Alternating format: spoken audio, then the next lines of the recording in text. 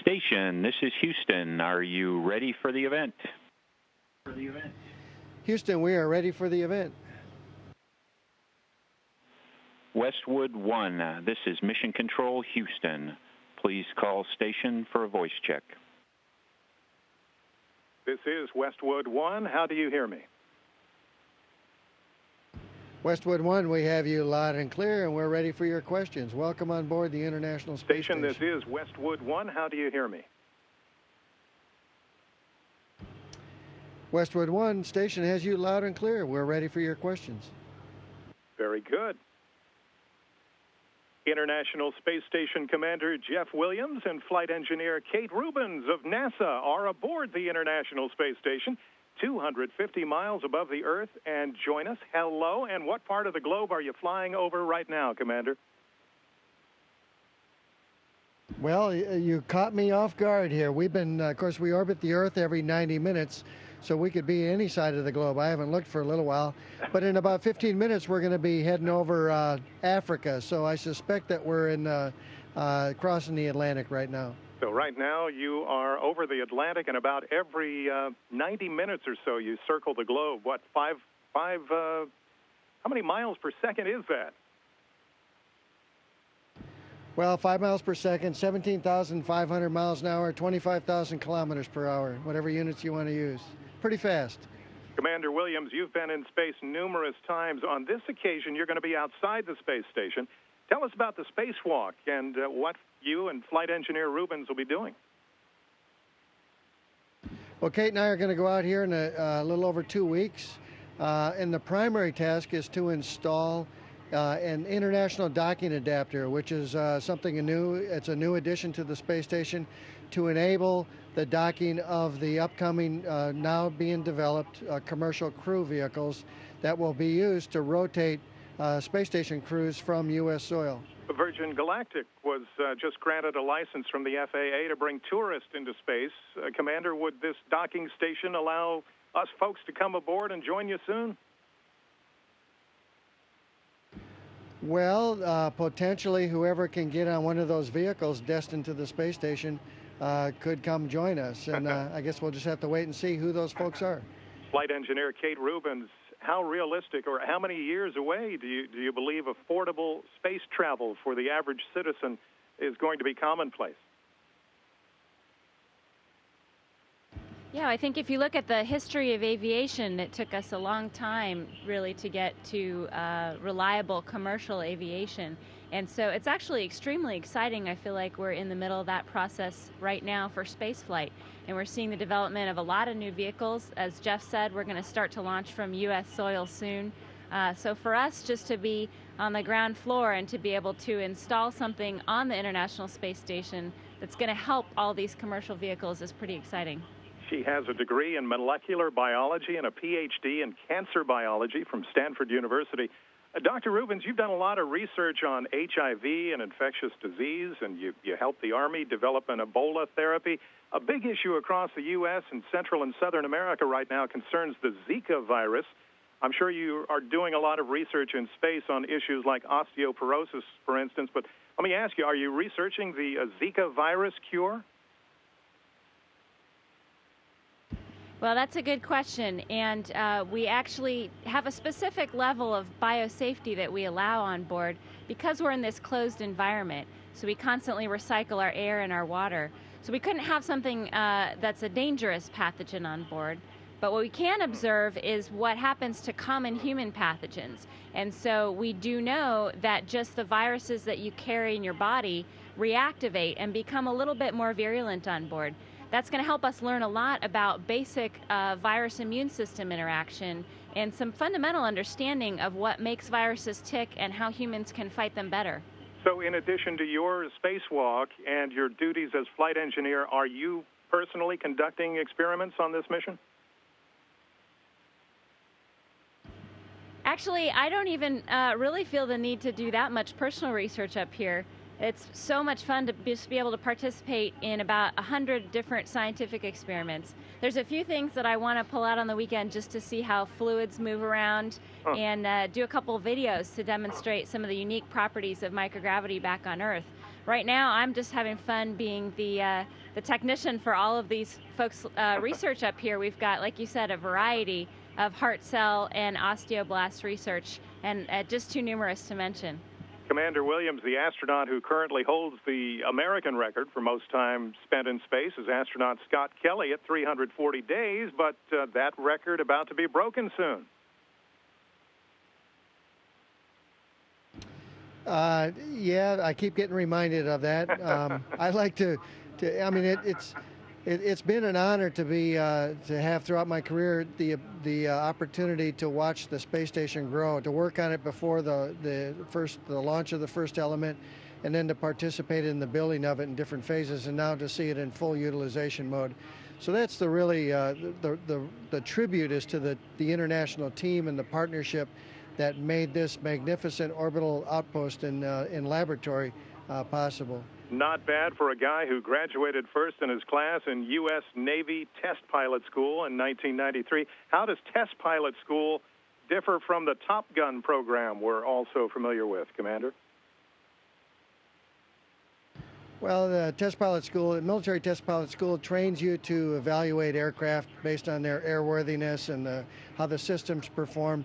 So rather than just flying operationally, you're spending a lot of time. You learn how to pay attention to the details and the flight characteristics to try to improve the handling qualities and the flying characteristics of aircraft. So it's more of an engineering job, but it's a great job and experience to have to prepare you for what we do here, because we're evaluating things and executing new procedures and using new equipment all the time up here. Certainly. ISIS International Space Station Commander Jeff Williams and Flight Engineer Kate Rubins of NASA. How do we follow you each on Twitter?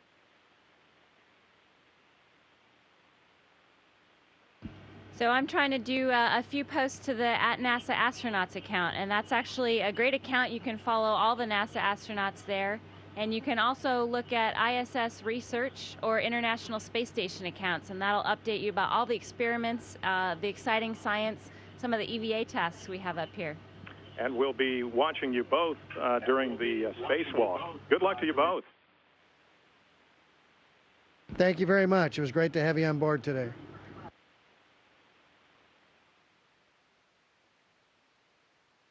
Station, this is Houston ACR. That concludes the Westwood One portion of the event. Please stand by for a voice check from the San Diego Tribune.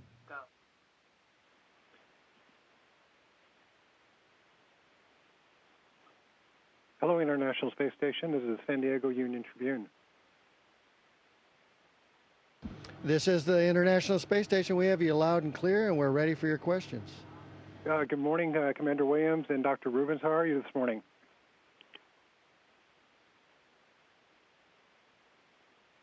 Great. It is great to talk to you. It's great to talk to you. I'm going to, did I hear that you guys were moving over Africa roughly at this hour? Yeah, we're actually going to be flying over Africa pretty shortly. We just went and checked the position on the globe. Okay. I wanted to begin with some scientific research questions and then move on to your upcoming spacewalk. Dr. Rubins, you spent some time this week doing heart research. What were you focusing on? Yeah, so this is actually a great capability for the space station. We're checking out the ability to grow heart cells, cardiomyocytes in the scientific terminology, and we're seeing if we can actually grow those in space. One of the reasons that we're doing that is while we're in space, we actually have an upward shift of our fluid. Without gravity, it doesn't drain your fluid down into your legs, and so this puts some unique stresses on your heart and the cardiovascular system. And we're hoping that by culturing some of these cardiomyocytes on board, we can actually learn more about how heart cells organize, how they beat on orbit, and their function and their molecular readout. These cells are going to be sent back down to the ground on the SpaceX 9 vehicle, and the scientists on the ground can analyze them. Okay. Are you looking at your own heart while you're in space? I know you guys do a lot on physiology.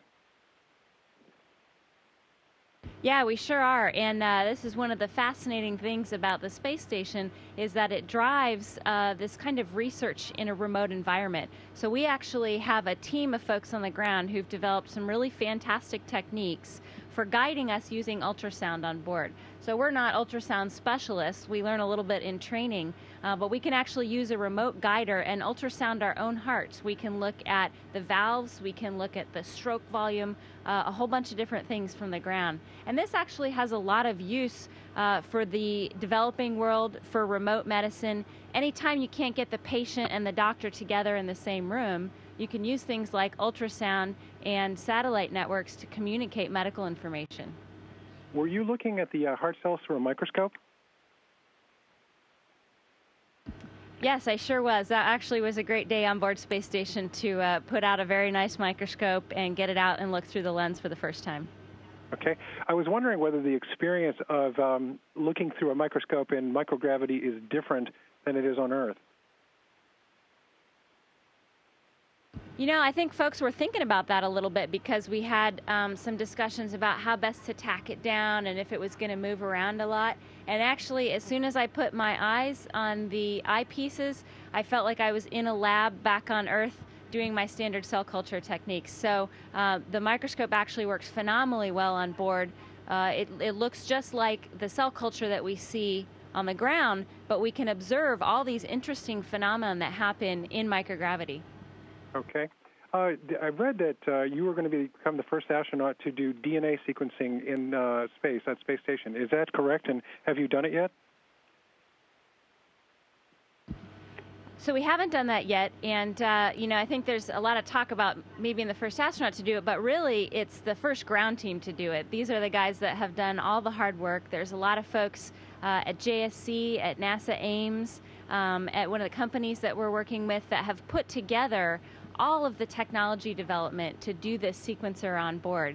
And so it's a tech demo, it's a proof of principle. We're going to find out if this works in space. We're going to try to understand how we can do DNA sequencing and systems biology, modern molecular biology, while we're orbiting the Earth.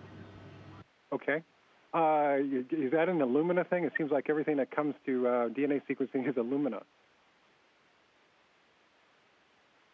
Yeah, so the technology that's been developed for the space station is actually an Oxford nanopore. It needs to be small and portable and remote, and there's a lot of folks out there, I think, that are looking at a whole suite of different technologies. Anything that's a microfluidics chip would probably work really well up here. Okay. You've had a great deal of experience studying viruses. Have you been doing any virus research on station? So we actually have a great amount of microbiology research up here, which includes viruses and all bacterial organisms, yeast, fungi. We have some individual experiments that will look in canisters that the astronauts can activate and look at various processes that are going on in microbiological organisms. But we're also studying the station as a whole. So we're trying to understand the microbiological environment on Space Station, bacteria, viruses. We normally carry bacteria with us all the time, and we would expect that there's a lot of bacteria up here. It's not a sterile environment. It's a very nice and clean environment. Jeff and I try to keep it in ship shape, along with our crewmate Takuya Onishi and our Russian cosmonauts. But there is some interesting places to take a look at the microbiome of the space station. So that's all part of the research that folks have developed, and we're really looking at that plan as a whole to understand microbiology in microgravity. Okay. A reader wanted to know whether your sleep has been disrupted by being in space. Some astronauts have had trouble periodically with sleep. How are you experiencing it? So sleep is great up here. It's actually a really nice resting state. After you exercise, it takes less time for your muscles to recover. And so we look a little bit like zombies when we're sleeping, but I think it's quite restful up here. Are you tethered to a wall in a particular part of Space Station? Yeah, we have a really small little crew quarters that we can use, and it's just a perfect amount of space. We've got a sleeping bag on the wall, and you can climb into your sleeping bag and go right to sleep here. Okay. This question is for the both of you. You and Commander Williams are scheduled to do a joint spacewalk on August 19th. In lay terms, what is the purpose of this spacewalk? Well, we have a couple of tasks on the spacewalk, but the primary one is to install the first international docking adapter on the very front end of the space station to enable an interface, a docking interface for the future commercial crewed vehicles currently being developed by SpaceX and Boeing, those two companies, and hopefully flying here within the next 3 years to deliver crews to the International Space Station from U.S. soil. Okay. Commander Williams, you have a great deal of experience doing spacewalks. What kind of advice have you been passing on to Dr. Rubins for what will be her first spacewalk? Well, I'm very confident in Kate. She's going to do very well out there, but we are talking about the actual conditions of going outside and doing a spacewalk, moving large masses to include yourself, because the suit is several hundred pounds added to your body weight. That's a lot of mass to manage. The techniques for the workspace we'll be rehearsing. It's just like anything it's highly choreographed. We're going to be rehearsing the details over and over again up to the day of the spacewalk. Okay. Last couple of questions. Will the confines of your helmet make it difficult to see beyond what you're immediately doing, your immediate work? Well, it depends upon where you're facing. If your head is full of space station and you're buried in a work site, then you don't see much other than that. But oftentimes when you're translating around the outside of the space station, or you get a free moment, you can turn around and look out into deep space or look at the entire globe of the Earth. And those are some really memorable moments that I'm sure both of us will have in this upcoming spacewalk. Okay. Dr. Rubins, you have a lot of experience as a scuba diver. How different is the sensation of moving in microgravity from moving in water? That's a great question, and actually one of the things that I've been thinking about a lot ever since I've been up here is how similar the space station is to our training in the Neutral Buoyancy Laboratory at NASA. So we have what's essentially a very large swimming pool with a lot of the parts of space station structure underwater, and we spend hundreds of hours training underwater in the spacesuit. And so even things inside the cabin, like Jeff said, moving large masses, anytime you're trying to work with an object, you really see physics play out every day here. And so a lot of those lessons that we learned in our training really apply inside the space station as well, I think, on spacewalks. So there's a lot of similarities to scuba diving. There's even more similarities to our Neutral Buoyancy Laboratory training. Okay. When you and I spoke last October, you said you would be able to see La Jolla from space station and that you hope to photograph it. Has that come to pass? Yeah, so we got a great California pass when I first arrived here, and Jeff showed me all up and down, all the way from the Southern California border with Mexico. We could see up through Oregon and to Washington, and so I got a great series of photographs of California, but I've been looking on the map and trying to see when we're exactly over La Jolla. That might be quite a few months yet until we get a good pass, but I will make sure that I get some good photos for you. Okay. What is the most interesting thing that you've seen through a lens of a camera up there? What is most captivating to you? That is a really hard question. I think basically every time you look through the lens of the camera, there is something completely fascinating. It just takes your breath away every time. Okay. I wanted to close by noting that your alma mater, UC San Diego, will have about 6,000 freshmen this fall. Do you have a message for young people like this about trying to find what it is that they want to do in life? Yeah, I think actually young folks usually have a good sense of what they want to do. If you really ask them what drives you, what's your passion, what's your motivation, that's usually in there somewhere. And I think my message is to pay attention to that folks should find what really inspires them, that they should always pursue what they want to do. And if you're working hard and you're motivated about something, young people can accomplish a lot. I think the students at UC San Diego have their whole future in front of them, and I'm excited for them to get started in their freshman year. Good. It's such a joy to talk to you. I really appreciate it, and good luck to both of you on your spacewalk. Thank you very much. It was great talking to you today as well. Thank you. Station, this is Houston ACR. Thank you. That concludes the event.